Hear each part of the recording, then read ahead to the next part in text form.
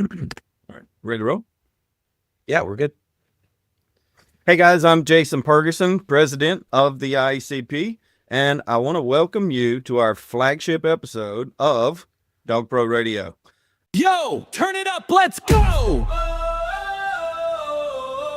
Welcome to Dog Pro Radio!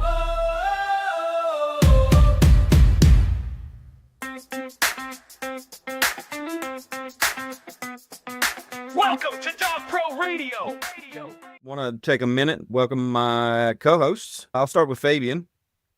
Hey guys, how's it going? This is Fabian. I am located in Chicago and I'm vice president of the board. And our next co-host is Matt. Hey everybody, Matt Covey. I am also on the board of directors. I'm not nearly as important as these other two guys. I don't have a title, I'm just there. So that's why I was introduced third. Every person is important to the board. Speaking of the board recently decided to dip its toes in the podcasting space. So here we are with Dog Pro Radio. You know, what is our vision for Dog Pro Radio? I think we've all kind of agreed that this is going to be all things dog. I mean, nothing's kind of off limits here. Everything that pertains to our profession and our industry is something that we want to discuss.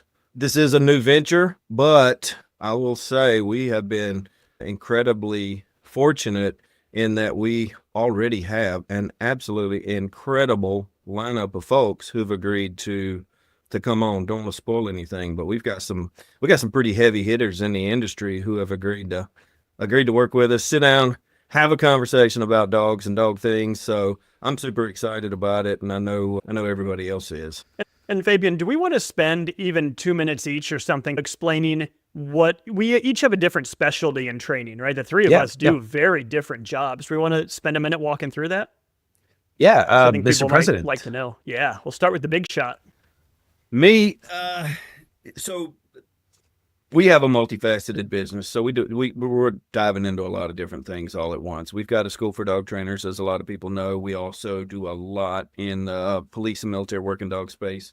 I've got a handler school going on right now. I actually got a good group of handlers getting some dogs there on week 2. So pretty excited about that. We also do service dogs. We've been doing service dogs since 2009. We do a variety of service dogs, but we do sort of specialize in service dogs with people with autism spectrum disorders. And then we've got our pet dog division as well, dealing with a lot of behavior mod, pet dog stuff, group classes, private lessons, board and trains, the sort of typical things you're going to find on the pet dog side. So. Wow, that's cool. Well, similar to Jason, we have a couple of different businesses here in Chicago, different entities. One of them is Mojo Dog Co., which is actually a platinum sponsor of the ICP this year, motivated by Jason Purgason and, They have numbers. And so Mojo Dog Co. is pretty much our dog sport supplier. We do anything from raw diet to dog sport equipment, training equipment for trainers. And that now we're starting to do some, manufacturing development there with our in-house stuff. Our main business is Found Chicago Boarding and Training Center. That's a facility we've had here since 2011. So it's like, I don't know, 15 years? Long time. 14? Yeah, for a long time. So we're known for is behavioral cases. So that is like the place where, if you have a challenging dog or behavior case, that's the facility. We staff about 30 people, we in the entire company. And then we have PupStart is our puppy development program. So we take puppies here at 8 weeks old and we put them through a training process all the way to 2 years of age. So that's 2 years is the cutoff. And so we do have people that graduate the program and it's basically, if you want a perfect dog, that's what we aim for. It's like, we're going to take your 8-week-old puppy and we're going to make sure you're able to, have what we call like the dream goal with your dog over the scopes of time. And then the last one, we're opening a Dog Tribe Academy for trainers here in Chicago. So that's been our latest project, mainly because, when we talk about education, I think that's a huge component and often missing in just the dog community, right? So that's our newest venture that is our primary focus. Wow, you guys sound a lot busier than me. Mine's going to be short. So I focus on behavior modification. That's always been my passion. We don't do any working dogs. I don't do dog sports. I don't compete in anything, and I don't really have an interest in it. When people do, that's awesome. Love seeing people follow their passion. My passion is just helping people live better lives with their dogs. So that's all we do. Is we used to basically only do aggression and fear cases, and then as time went on, we realized, like, why are we always trying to chase the problem and fix it afterwards? So we changed our marketing to really try to get a lot more puppies in the door and help people prevent these issues, and talk to shelters about when you adopt that young dog out, please give them our information. And that's helped a lot because it's also rewarding to help raise a puppy. So there is no food aggression, there is no dog aggression or whatever, but it's really rewarding to, obviously, and you guys know, to take a situation where the dog's not happy, client's not happy, and to give them a better life together. And I think to me, there's nothing more rewarding for a dog than to be able to run off leash. And a lot of people can't do 100%. that, right? Maybe their dog bites people, maybe it just is ill-mannered, who knows what. But that's my goal with every client is let's get your dog to where he can run off leash and play and be a dog. And you do that, and all of a sudden, so many of the stressors melt away, and life is just so much better. That is my main focus. Every client is, how can we get your dog to be good in your house, and how do we get him to the point to where you can go to the park and you can kick him loose and just he can be a dog and you can enjoy each other. Yeah, now for sure. I mean, I think overall a podcast is well overdue for an organization that is, international and is that as active as we are. I feel like historically every trainer is, trying to build a personal brand, and there isn't really an organization out there that is being very vocal about, what we stand for, the education, the training tools, honestly, the reasons why the IACP exists. So I'm excited about the podcast because, as a board member, this is my third year on the board and now, vice president. I'm excited to be more vocal, about the beliefs of the board and the organization and honestly what it stands for. So I think it's well overdue. Yeah, and as most people know, one of the big components of the organization, it's certification, legislation, education. Education being a huge component. I think this is a great platform for the industry because, again, we have such a breadth of knowledge in this industry that we have an opportunity to capitalize on, which can be, just super beneficial to young trainers starting off as well as those people who've been doing it for a really long time. Yeah. Totally agreed. And one thing I'm excited about is even with our guest list, you can already see who we have coming on, that this industry, it's so polarized sometimes. And in my opinion, it really shouldn't be, right? There's so much fighting in this industry, and everyone listening knows it's turned into two camps of dog trainers, right? Are you force-free? Are you balanced? And often I think we have way more in common than we think we do, right? And anyone who says I can't learn from a dog trainer who isn't exactly like me is an idiot, right? You can learn from absolutely any qualified dog trainer out there. So I'm so excited to have those connections with people that might train differently than we do and figure out where's our common ground, because we know we have it. When you're talking to a good force-free trainer or a good balance trainer, I think we're probably going to agree on 90% and have a 10% we disagree on. So I think that'll be a lot of fun for people to hear, and it'll be some great education. So I guess segueing a little bit into what the IACP does for those members or listeners that are new, the IACP International Association of Canine Professionals actually has quite a couple of different branches. We have our primary goals is obviously education, certification, and legislation. That's our overall, our primary focuses. But there's a lot of stuff going on in there. So I handle the education committee. Jason, what are the different committees in the organization? We've got a number of committees. Matt is director of oversight for ethics. The ethics committee, not to steal your thunder, Matt, but it is responsible for ensuring that our membership is working with not only dogs but clients ethically, right? And it's a way for us to really kind of police ourselves and make sure that we don't have bad actors in our organization. We've got a variety of other committees. Fabian's with education, Marlene and that group, man, they do a tremendous job with the legislative 100%. committee. Right now is prime time for them. It seems like there's legislative stuff coming to my email or my inbox almost every week. We're getting something new. I just saw an email the other day that had, I think, 30 proposed bills 30, on wow. it.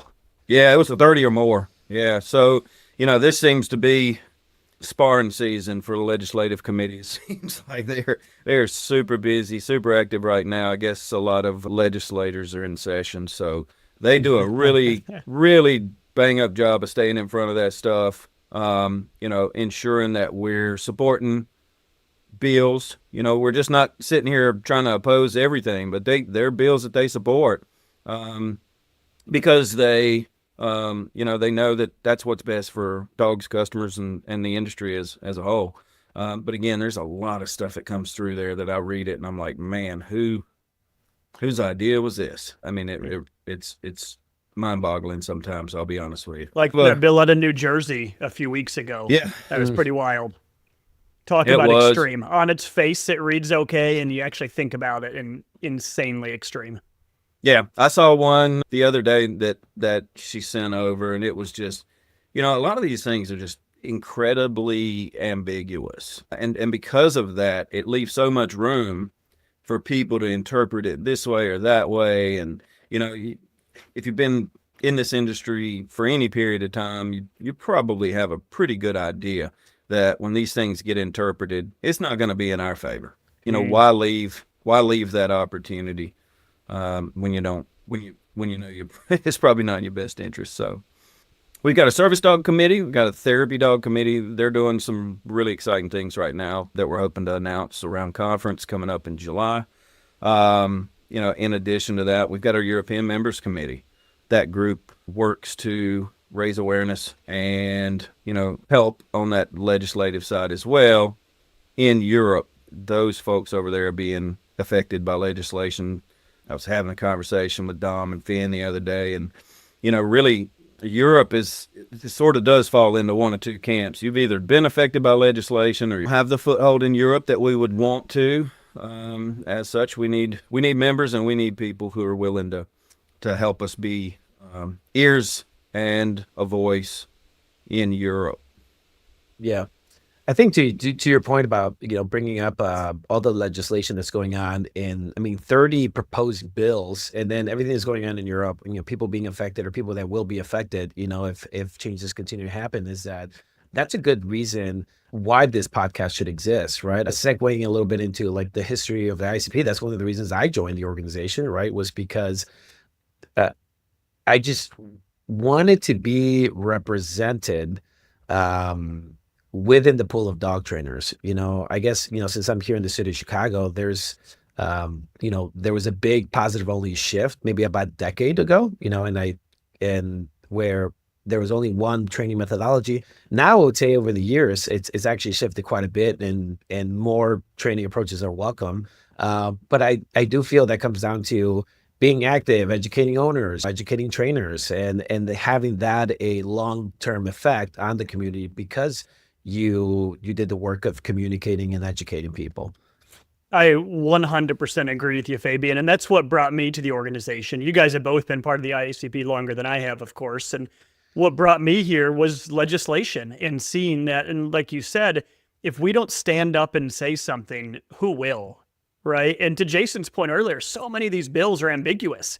And on its face, you might read it and it seems reasonable. And sometimes people need a dog trainer to really walk them through what it means. And if it says, like the New Jersey bill said something about basically any time a dog is stressed through training could be illegal. That could be withholding treats and food. It would stress a dog out, right? That's a primary stressor sometimes. You're right. So it was so insanely ambiguous. And that's what brought me here. And for years, I did the opposite. And my thought was, I'm going to keep my head down. I'm going to grow our business. I'm going to train dogs. I'm going to make clients happy. I'm not going to fight with wacky people on the internet. It's not fun to me. I'm just going to train dogs and do my thing. And years went by and our company grew and that was all good. And then I woke up one day and I was like, I've got to do something, right? And looked for who's out there actually doing something already. And obviously the answer to that was the IACP. For me, it was a very clear fit once I finally woke up and realized that if I don't step in and say something, I can't rely on other people to do it for me. We've all got to be doing this stuff. Yeah. I do have a question. Has there been a triggering event that just caused you to be more involved, or caused any of you guys to be more involved with the organization, or say, hey, I want to be part of this thing? What was it? What was it for? Because this is a very passion driven thing, right? We have this is charity work, so no one here is getting paid, right? I mean, that's the reality of being on the board of directors. So no one here is getting paid, and so we're doing it because we're passionate about it. And We're not getting paid. We're not getting paid. I don't know. I was If we still- are, I haven't gotten was my still- check. I was still waiting. He's waiting for the big payday. But what was it? What is the experience that has caused people to be so passionate to then say, hey, you know what? I'm going to join the organization. I'm going to be part of their board, and then I'm going to start. I'm going to participate in the podcast and educate people through this content. All over the world. I want to hear it because I think my journey's a long one, man. So Let's hear came- it. Let's came- hear it, man. I came to the IACP in 2007. Kind of like Matt, I joined. I joined primarily for the legislative stuff, to be a part of something in the industry. Number one, number two, that value in what I felt like was a voice in the industry, and again, particularly with the legislative stuff. Over the years, we got a little more involved. I honestly didn't do a tremendous amount, but we consistently have sponsored the organization on some level, usually at a platinum level. Some years it was gold, and that we've done for quite a long time. So we were not only members. I've got a ton of folks in my organization who are members. My wife and I have been members for a long time, and we've sponsored the organization, and we stood behind the mission of the IACP. It was incredibly important to us as sponsors. I'll be honest with you. And I got incredibly frustrated and, tried to work with folks within the organization to create a little better relationship between our business and the IACP. And it didn't go well. It really didn't go well. And this, I hate to put it this way, but it sort of festered for a number of years. And, and Tracy's not here, but she knows she and I had a lot of conversations, and I'm sure every time her phone rang and it was my number, she probably grimaced because I was the guy who was unhappy every single time I called. I'm the really sort of the disgruntled sponsor, and finally I made the decision that I really kind of had two ways to go, and I had a conversation with my wife about it, and I'm like, look, we either need to stop what we're doing with IACP and try to stand up another organization that's a better widget, for lack of a better way to put it, or we gotta go full in on this thing. And as you two know, starting a new organization is just so much labor, work. It's so time consuming. It takes so long. And I'm like, our elected board positions are coming up. Let me throw my name in the hat. Because again, I'm pretty sure my number was probably on the blocked list as many times as I called to complain about sponsorships and other things. Ads not being run, no follow-ups. I mean, I was having issue after issue, it seemed like. And sure enough, I did get a call, as you know, Fabian, and got interviewed by the board at the time. I just joined the IACP board of directors a little over a year ago, January 2024. Really? Dude, that's insane. Dude, yeah. It was January 2024 is when I started. And then I think it was mid-February, I got a phone call. Our secretary's stepping away. She's got things, other things she's going to do, other things she's going to pursue. We need a secretary. Do you mind doing it? And I'm thinking, I'm the new guy. I just started here. But, I stepped up, took on the role of secretary, did that for a while. And then, as you know, we had some things change in June. Some things got mixed around there, and people had things going on, and then that opening came up as president, and there were a number of conversations, and I ended up taking on that role in July of last year, 1st of July last year. So yeah, I went from member to sponsor to disgruntled sponsor to board member to secretary to president in a real short period of time, relatively speaking. So that's kind of my entry into board position. Wow. No, that's it. You know what? I didn't think about it because I feel like last year we did so many things. You had the Chicago move, you had everything happening. Then we had conference in September, which, turned out First great. We week. were really happy about it. And so that's incredible. That's only been 1 year, given everything from like relaunching CDT and some of the knowledge assessments, and now into just a year in. And now we have another conference coming up in, I don't know, 90 days. I hate to even put it that way, right? No, in no 90 days or time. so?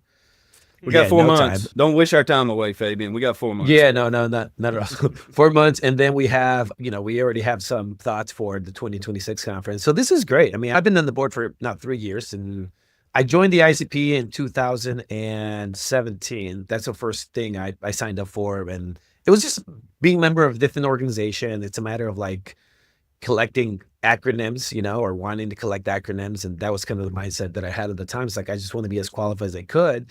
And, if speaking frankly, one of the questions that was that was asked to me in my interview for the board, because I was recruited by a friend of someone that's worked for me, had been on the board, and they said, Fabian, I think this would be a great fit for you. And at the time I was like, are you sure? Because, I'm a certain way, I'm like to just move things through and do things. And so, yep, we'd like to recommend you. And I joined the board of directors at the time. And one of the questions they asked me was, why did you not renew your membership, right? So they asked me, why did you not renew your membership after you had, signed up in 2017? And I really said, I was confused about what there was to gain, speaking frankly, right? Like what there was to gain about the organization. And it's not that it wasn't useful, because I remember there was an education portal and there were other things going on. And what caused me to be more vocal about how I felt about training and joining the organizations and really trying to represent what I believed in was it's actually a TikTok story, so brace for this one. So I think it was early COVID or right before COVID. I don't know if it was TikTok still or it was something else, but someone made a video and they put it up on social media and they tagged my business at it. And at the time we were very kind of like what you said, Matt, I was this content out there because that wasn't the culture of, oh, he's wearing an e-collar, or hey, I don't agree with that. It wasn't even about that. They basically, so that person was at another boarding facility or another facility here in Chicago, and they basically tagged us about their bad experience and how bad the care was for the animals. And I commented on there, hey, that's not our place. Like, we're a completely different business. And then they took it down, they apologized. But in my mind was, I don't really have a social media presence at the time. I didn't have a lot going on with my business. We were just, a Chicago business operating and trying to do good by the dogs and providing a service.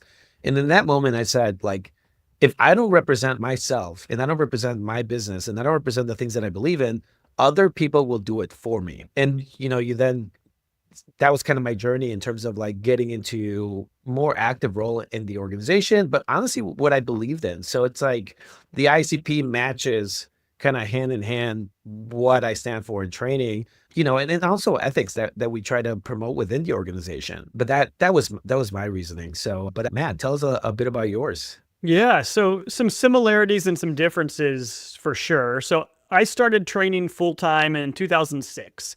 And like I said, I kept my head down and my focus was growing our company, treating dogs well, making clients happy. That's all I thought about. And it went well, right? The company grew and all of that was good. And I saw my role as, if what I'm doing doesn't benefit my team, why am I doing it? But I had a very narrow focus, right? So everything I was doing needs to benefit my team, right? It needs to make them better trainers, help them get paid more, increase their benefits, whatever. I saw everything through that lens. And then maybe a year and a half ago, like, we didn't even do YouTube videos. We did none of that stuff. And I was always resistant. People on my team were like, hey, we've got to do this. And I would say, no, it's just not worth it. I don't want to fight with people. Like you said, Fabian, we've got a prong on a dog and I don't care how happy the dog looks. You're going to have some haters on it. I didn't want to bother. We're busy enough. What's the point? Yeah. And then, finally I came around. It took them a long time to convince me. There were a lot of people on the team pushing hard. And finally I said, fine. And I started to realize, like, we could create a YouTube channel and we could show that balanced trainers aren't scary. There's this idea that, and a lot of people picture a balanced trainer as like big dude, scary looking, tattoos, huge muscles, really intimidating. And that if you're watching this video, you can see that's not me, right? That's not me at all. And I was like, you know what? That's pretty cool. We could make a channel showing demystifying balanced training. And what you said, Fabian, I don't want someone else to tell everyone what Matt Covey is about or what Suburban Canine is about. I want to tell them, right? I don't want someone else to tell the world how I use an e-collar. I want to tell them. I want to show them how I use it. We made our channel, and it went well. It was fun. It was hard. Right? You think you're going to be great at making a video, and then you do it, and it's terrible, and you learn from there. But about a year went by, and I was working on a project with Dogtra, and I was talking to Lorraine, and she was asking, what are you all about? And I was telling her I'm opposed to legislation, trying to ban tools. I'm trying to build some social media stuff and explaining what I was all about. And she's, you have to talk to Jason and Fabian. And I was like, all right, who are those guys? I'll talk to them. And she's like, they're with the IACP. So I'd heard of the IACP, of course. And I was like, yeah, of course, I'll talk to them. I would love to. And we set up some intro phone calls. And I was like, man, these guys are about what I'm about, which is treating dogs, helping trainers, and of course, getting out there what it is we do and making sure tools don't get banned, because we all know it's the trainer, not the tool, right? Anyone can use something poorly and create issues with it. I don't care what tool. I don't care if it's a harness, right? Someone can suck with a harness and scare a dog or cause an issue. That's not the harness's fault, right? That's the user's fault. And I know you guys feel the same way about all of this stuff, that we just need to get out there, educate people, show them what it is, what balanced training actually is, not what it's characterized as sometimes. And that's, to me, that's my passion right now. So it's been a lot of fun. And I've seen this still dovetails with my mission of doing everything I can to help my team, because as the industry grows and as we protect the industry, that obviously helps my team. If tools are banned or if dog training, and we could operate without tools, of course, and I know you guys could as well, but that's not good for dogs. The more things we can have to help dogs, the better. And that's going to make it better for clients and for trainers, of course. Shout out to Lorraine. That is beneficial. Yeah. Lorraine's pretty awesome. I'm not sure. Did I know that? I think Jason's like, hey, call this guy. I think you'll like him. Call this guy. I think he's a cool dude. This is kind of refreshing because obviously the organization's seen a lot of changes over the last, what is this, Jason? Is this the 25th year? I think it was, the document said 99. So this is their 26th year. Yeah, 1999. Yeah. It's when the IACP was founded. Yeah, 99. It was founded but not filed into 2000. I don't know. There's like different dates on there, but this could potentially be the 25th year of the organization. And I know there was a lot of the growth there. And then the founder passed away. Is it 2019, Jason? 2019? Don't quote me. But obviously the organization's seen a lot of transitions from board members, just like it naturally would, right? When something like that happens. And I feel like now 2025, we're maybe not ahead, but like on time, which is really cool in terms of like our efforts, how we're, working with the organization. I mean, just this podcast in itself is super cool because the members and other people get to know us through the podcast. We're going to be rotating it to different board members and different hosts so that you guys will get to know a little bit about everyone. But what's nice is that you get to meet us and get to know us versus being confused about the decisions that are made, right? I think this podcast really allows us an opportunity to share the thoughts behind some of the progress and honestly some of the more public decisions that we get to make for the organization. What do you guys think are some personal goals for the podcast that you guys have as board members and officers? Yeah, biggest thing for me, biggest objective, I guess, with the podcast is education. Not only do we want to reach our membership, I mean, that's incredibly important to us to be able to reach our membership, but I think it's important for us to even have a wider audience, reaching pet owners, reaching people who may be curious about things like, how do I get into this space? How do I become a dog trainer? What is balanced dog training? What does this mean? These terms are or can be incredibly confusing for people who are not, in the industry, haven't been in this space. So, as Matt, I think, alluded to earlier, putting some of these myths and urban legends to bed finally, and creating a situation where people kind of understand what we do, what our position is. And, like I said, telling our own story. This podcast really gives us an opportunity to do that. And it also gives us an opportunity to talk to some really cool people. So I'm with you on that. And like I said earlier, I'm excited about the education component and showing people and for people to see that we're all closer than we think we are. And we know there's extremists on both ends. There are balanced trainers that are not good trainers, and I wouldn't call them balanced, right? There's extremists for sure that should not be operating anymore. And there's force-free folks that are pretty extreme that we don't have much in common with. But the vast majority we do. And I want people to see that, to be able to learn from everybody and to realize that many times we're doing the same things. The whole idea of balanced training is that we have a lot of tools in our toolbox, right? And when someone says I'm a positive reinforcement trainer, balanced trainers, if they're any good, are using positive reinforcement constantly. That's the first tool in our toolbox, always, is positive reinforcement. And so I'm excited to have some of those conversations so people can see, okay, this purely positive person, this force-free, whatever they call themselves, and this person calls himself balanced, they agree on all of this stuff, and they differ right there at the end on something else. And I think that'll be a good way for us all to learn. And I always say that I think if a force-free trainer came with me on a house call, they would be, if they don't know much about balanced training, they would be shocked by what they saw, where I think a lot of them, I'll give you an example. I did a first house call last night. Won't bore you with all the details, but 40-pound dog, bit the owner multiple times, pretty bad. It can't be walked, so it can't go to the vet. They can't get a harness or the collar on it. That's what it bit him for the last time. They don't have a fenced-in yard, which means this dog has not been outside of the house. It's going to the bathroom on potty pads in the house. And so I went there to work with them. And I think a lot of, force-free trainers, if they don't know balanced trainers personally, might say, I bet he put a prong on the dog, or he's using an e-collar and he's going to suppress behavior and all of these things. And that's not the case at all, right? We spent 30 minutes using treats to get the dog comfortable with seeing a slip lead, right? Until I could finally get him to put his head through the slip lead on his own accord. We took our time, got it on, walked the dog around the house for a while until he was very comfortable using treats to get him to follow me. And then when he was calm, we took the slip lead off and then we tried it again. And by the end of the lesson, we'd had the slip lead on and off a bunch of times. We never said the word no. There's no discipline, so to speak, or at all. It was really just getting them comfortable with that.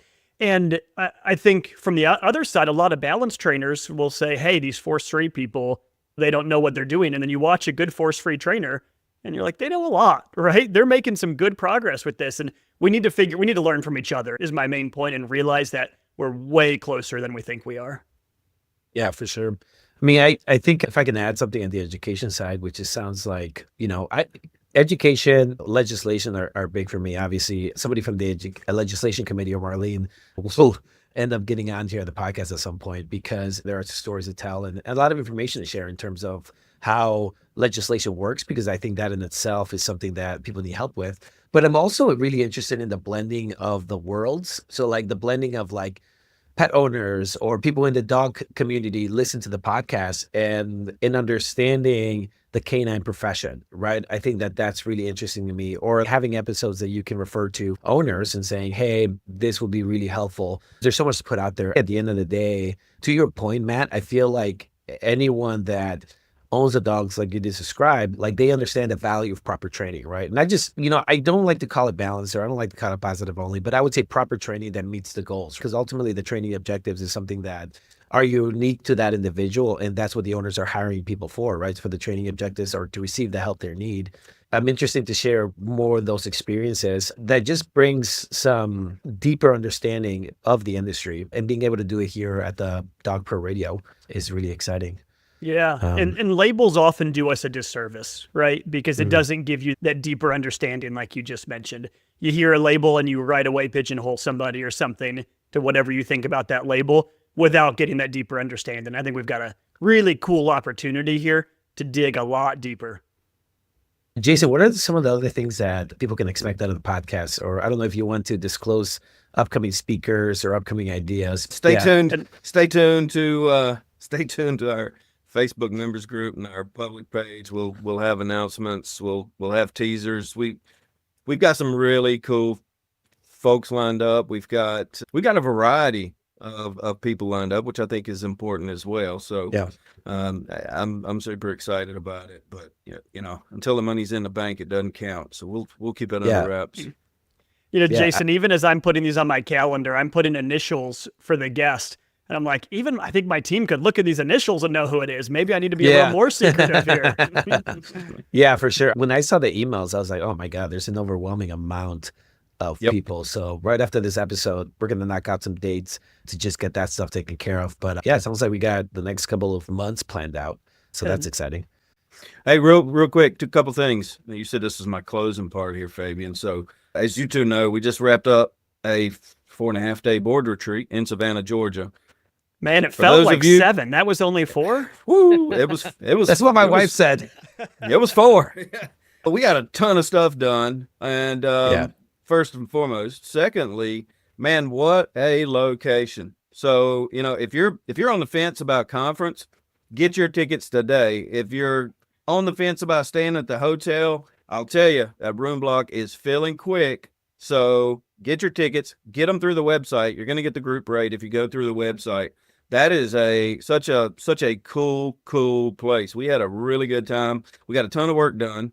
Fabian kept us in that conference room probably 14, 16 hours a day and wouldn't even let us have dinner one night. So, but another 6 at the bar too. We got tons of stuff done. With that being said, I don't know about you guys, but I am super excited about some of the plans we have for the organization this year. We got some cool stuff coming everybody's way.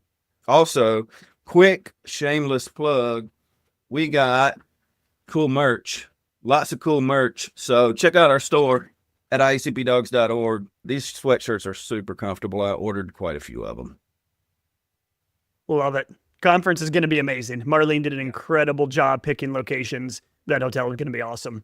Yeah. And we got a tremendous speaker lineup too. Tremendous speaker lineup this year. Yeah. It's set up to be an amazing conference. I'm a little worried for some of the people that like to have a lot of fun because it's going to be real easy to have a lot of fun there. And so, I look forward to seeing everybody, but thanks for listening. And until next time, stay tuned. We got some cool stuff coming your way. Good to see you guys. All right, guys. Peace out. Welcome to Dog Pro Radio. Yo, Listen. Dog Pro Radio, yo, act to watch it. It's Dog Pro Radio, brings back the buses. Dog Pro Radio, and mates alike. Dog Radio, brings back tonight. Dog Pro Radio, yo, act to watch it. Dog Pro Radio, brings back the buses. Dog Pro Radio, and mates alike.